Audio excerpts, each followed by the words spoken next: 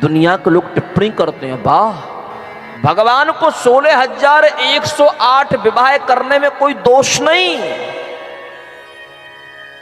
और हम 2-4 भी नहीं कर सकते। हमको 2-4 करने में दोष है।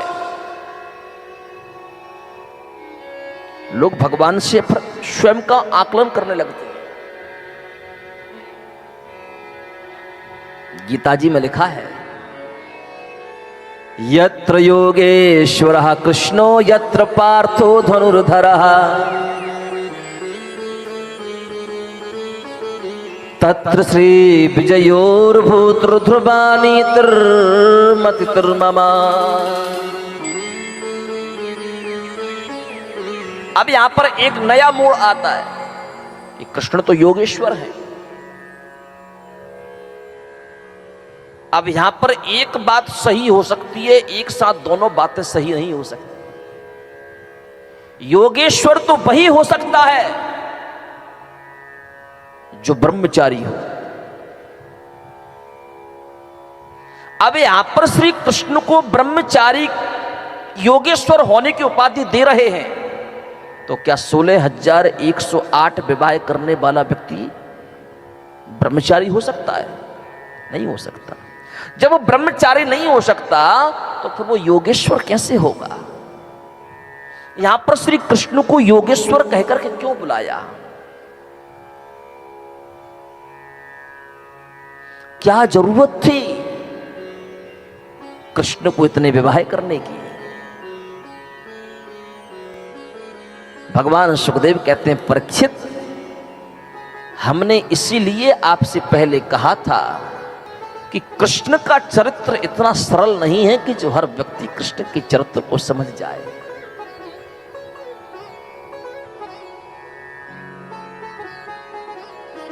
वृंदावन की गलियां भी बड़ी टेढ़ी हैं, वो कृष्ण भी बड़ा टेढ़ा है।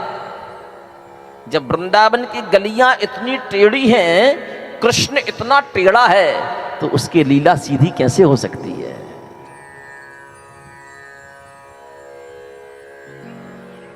बोले कृष्ण का विवाह एक भी नहीं हुआ। कृष्ण तो ब्रह्मचारी थे, हैं और रहेंगे। तो परीक्षित ने कहा, प्रिय 16,108 क्या है? भगवान सुखदेव कहते हैं, वही तो मैं समझाना चाह रहा हूं, समझने की कोशिश करो। 3 कांड होते हैं, ज्ञान कांड, उपासना कांड और कर्म कांड। कल की कथा में हमने आपको बताया था, कर्म कांड में 80,000 मंत्र होते हैं। वो 80,000 मंत्र एक एक मंत्र एक एक गोपी बन करके आए थे। कल सुना था ना आपने। कोई स्वयं सिद्धा, कोई साधना सिद्धा, कोई मुनि रूपा, कोई श्रुति रूपा, कोई मत्स्य रूपा, ये सब गोपियां बन करके आई थी। ये कर्म कांड के मंत्र हैं। दूसरा कांड है उपासना कांड। उपासना कांड में 16,000 मंत्र हैं। कितने मंत्र हैं? 16,000। जब उपासना कांड के मंत्रों को पता चला कि साक्षात परम योगेश्वर मृत्युलोक में लीला करने के लिए गए हुए हैं, काश यदि हमको उनकी सेवा करने का मौका मिल जाए तो हमारा जीवन भी धन्य धन्य हो जाएगा।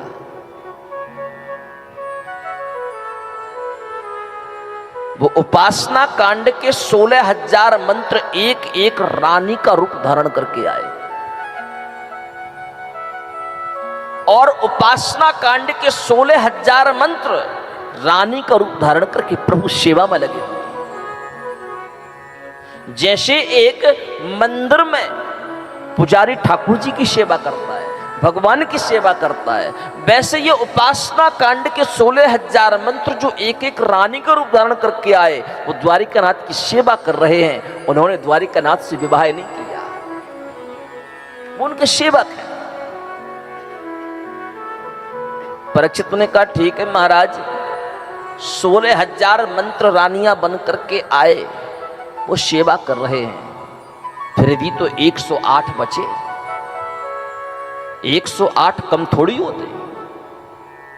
सर्वोपनिषदो गावो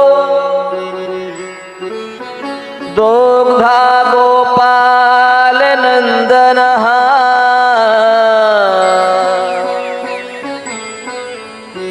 100 उपनिषद हैं। उपनिषद कितने हैं? 100।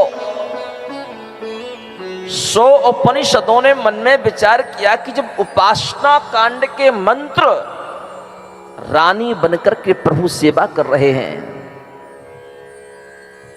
यदि ये सौभाग्य हमको मिल जाए तो हमारा जीवन भी धन्य धन्य हो जाएगा। 100 उपनिषद एक एक रानी बन करके आए, वो भी प्रभु की सेवा करने लगे। ये 100 रानियों से भगवान ने विवाह नहीं किया, ये इनके सेवक हैं। परीक्षित ने कहा तो फिर ये 8 विवाह कम थोड़ी है। आज के जमाने में लोगों को एक नहीं मिल पा रही और यहां पर 8-8।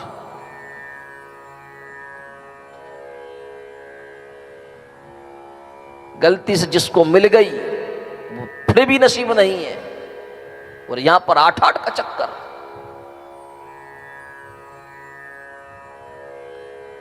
भगवान सुखदेव कहते परीक्षित, ये 8 भी भगवान की पत्नियां नहीं हैं, तो फिर ये कौन है?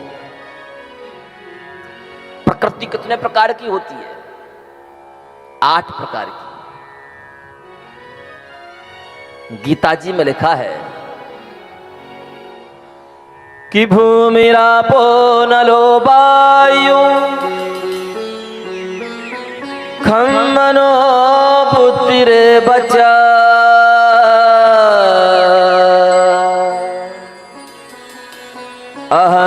अहंकार इत्यं में भिन्ना प्रकृति अष्टधा।